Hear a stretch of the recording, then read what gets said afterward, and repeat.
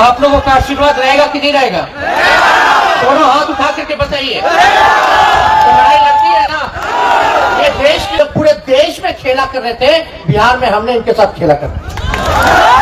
भगवान बिरसा मुंडा जी की पावन धरती और फिर से पार्टी का समारोह कार्यक्रम रखा गया है और इस कार्यक्रम में उपस्थित राष्ट्र प्रधान महासचिव अब्दुल बारी सिद्दीकी साहब जी, प्रोफेसर हुसैन वारिस साहब जी, सुबोध पासवान जी, गिरिजा शंकर जी, शैलेंद्र शर्मा जी, कमलेश जी, मदन जी और भी सभी पार्टी के पदाधिकारीगण, नेतागण, दूर दराज से आए हुए, झारखंड के कोने कोने से आए हुए राष्ट्रीय जनता दल के हमारे कार्यकर्तागण, आप सब लोगों का इस मिलन समारोह में हम स्वागत करते हैं, अभिनंदन करते हैं। आप लोग सब लोग जानते थे कि झारखंड प्रदेश में खास तौर पे हम लोगों का विशेष ध्यान है और पिछले बार कार्यक्रम में हमने खुद ही कहा था, इसी जगह हुआ था, अंदर हुआ था, पूरा पैक हो चुका था। तो इस बार निर्णय लिया गया कि बाहर कराया जाए और महीने में खुद को हमने कहा था कि आप लोगों के बीच आकर के झारखंड में 2 दिन जो है महीने में हम आप लोगों के साथ बिताएंगे और सिर्फ रांची ही नहीं बल्कि झारखंड के अलग अलग जगह कार्यक्रम बना करके हम लोग कार्यक्रम करेंगे और पार्टी को सींचने का काम करेंगे। जो सामाजिक न्याय, धर्म निरपेक्षता, भेदभाव समाज में ना रहे, इसके लिए हम लोग अपनी विचारधारा को भी जनता के बीच ले जाएंगे। आप लोग सब लोग जानते हैं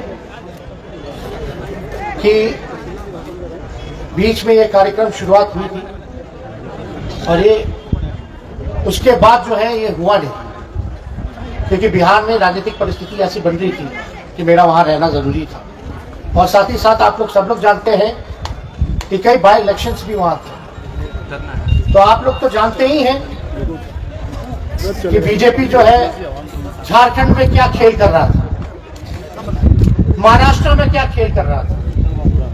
देश में जहां भी उनकी सत्ता नहीं होती है वहां केवल धन के बल पर विधायकों की खरीद फरोख्त या सरकारी एजेंसियों द्वारा छापे और रेड करवाने का काम करता है। महाराष्ट्र में, झारखंड में जो हो रहा था, हम लोगों को लगा कि ये लोग संविधान को खत्म करेंगे, लोकतंत्र को खत्म करेंगे और जो चुनी हुई सरकार है उसको पैसे के बलबूते और सरकारी एजेंसियों के सहयोग से ये लोग जो है चुनी हुई सरकार को गिराएंगे। और हम लोगों ने बिहार की धरती में सभी समाजवादी एक हो गए और जब समाजवादी लोग एक हो जाता है तो फिरका परस्त ताकत कहीं टिकने वाला नहीं है। ये आप सब लोगों को जानना चाहिए। ये लोग पूरे देश में खेला कर रहे थे, बिहार में हमने इनके साथ खेला कर रहे। अब आप लोग देखिए, लेकिन इनके हिसाब से नहीं कि हम तो विपक्ष में थे भैया, हमारे पास इतना पैसा नहीं, हमारे साथ अंबानी अदानी जी नहीं खड़े हैं, हम लोग गरीबों की पार्टी है और ना हमारे पास सरकारी तंत्र मंत्र है, सीबीआई ईडी। सबसे बड़ी पार्टी होने के बाद भी हम लोगों ने निर्णय लिया और फिर से महागठबंधन बना करके भाजपा को बिहार से खदेड़ने का काम किया। अब आप सब लोग झारखंड के निवासी हैं और झारखंड से मेरा पहले से भी लगाव रहा है। एक ही घर था, बिहार और झारखंड कोई अंतर नहीं रहा। झारखंड से हम रणजी ट्रॉफी भी खेले, कई बार कई जगह जाने का मौका मिला, लेकिन पार्टी का कार्यक्रम बना करके अब हम लोगों को पार्टी को मजबूत करने की जरूरत है और इसमें हम सब लोगों को योगदान देना पड़ेगा पार्टी को मजबूत करने की, विचारधारा को मजबूत करने की। कोई अगर समझता होगा कि राष्ट्रीय जनता दल कमजोर है झारखंड में, तो ऐसी बात नहीं, हमारा जनाधार है, कोई भूल ना करे। लेकिन कहीं ना कहीं पार्टी और संगठन उस हिसाब का हम लोगों का बन नहीं पाया, जो खामियाजा हम लोगों को भुगतना पड़ा।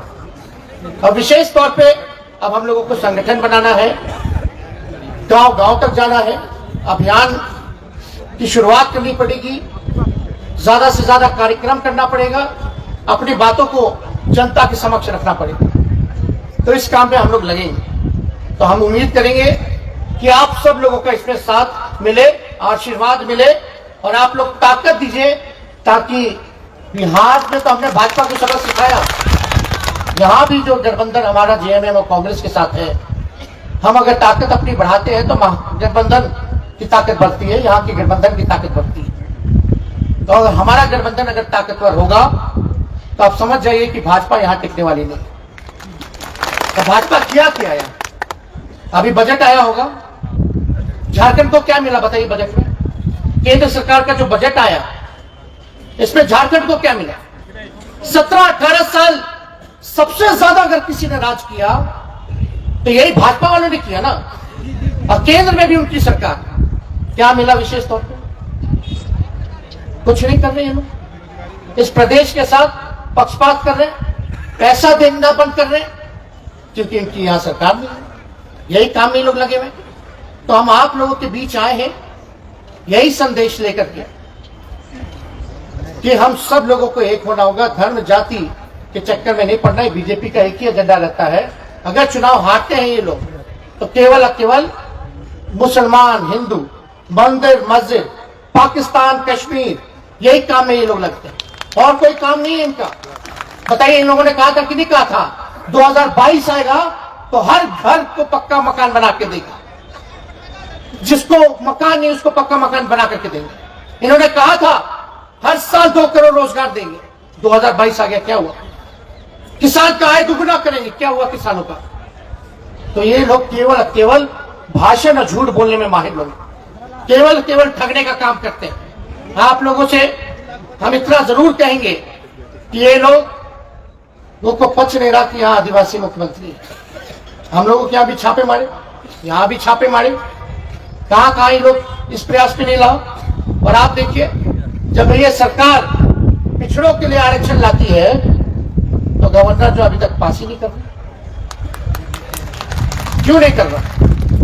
ये दलित विरोधी सरकार भाजपा की, भाजपा वाले दलित विरोधी है, पिछड़ा विरोधी है।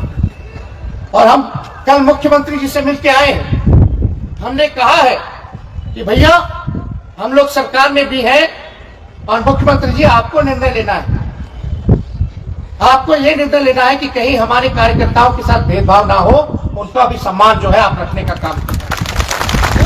और यही नहीं, हम तो उनको राय भी दे के आए कि पिछड़ों का आरक्षण आपने दिया, बहुत बढ़िया काम किया, लेकिन बिहार में हम लोग जो है कास्ट बेस्ड सर्वे करा रहे, जातीय गणना, और हमने उनको सुझाव दिया है कि झारखंड की धरती पे भी आप जो है कास्ट बेस्ड सर्वे यानी जातीय गणना जो है आप कराने का काम करें। जातियों की गणना मतलब सब लोगों का गिनती होता है,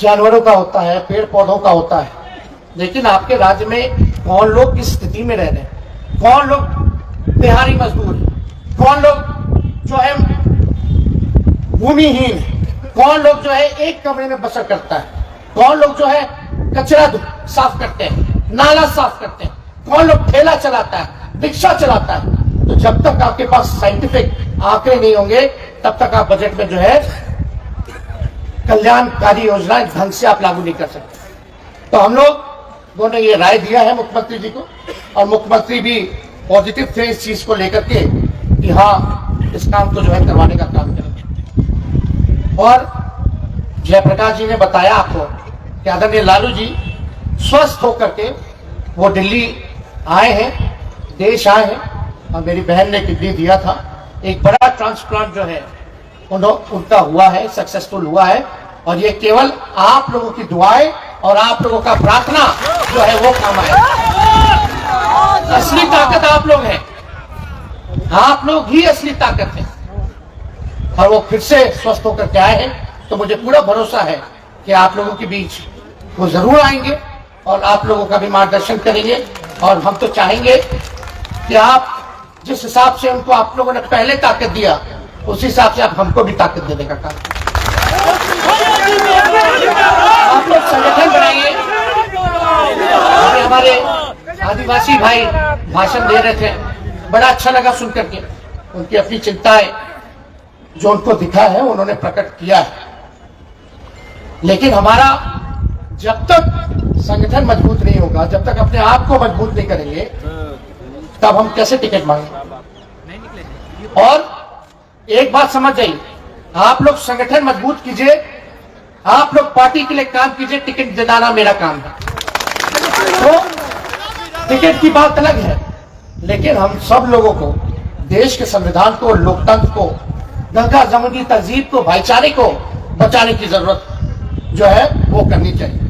तो ज्यादा कुछ आज ना कहते हुए आप लोगों का आशीर्वाद लेने, आप लोगों का समर्थन लेने आए, और जिन लोगों ने इस कार्यक्रम को सफल बनाने का काम किया है आयोजकों को, उनको धन्यवाद देते हैं और आप सभी कार्यकर्ताओं को सलूट और सलाम देने का काम करते हैं। तो आप लोगों का आशीर्वाद रहेगा कि नहीं रहेगा? दोनों हाथ उठा करके बताइए। तो लड़ाई लड़ती है ना, ये देश की लड़ाई है, इसमें पीछे नहीं हटना है। तो आप सब लोगों को तहे दिल से धन्यवाद देते हैं।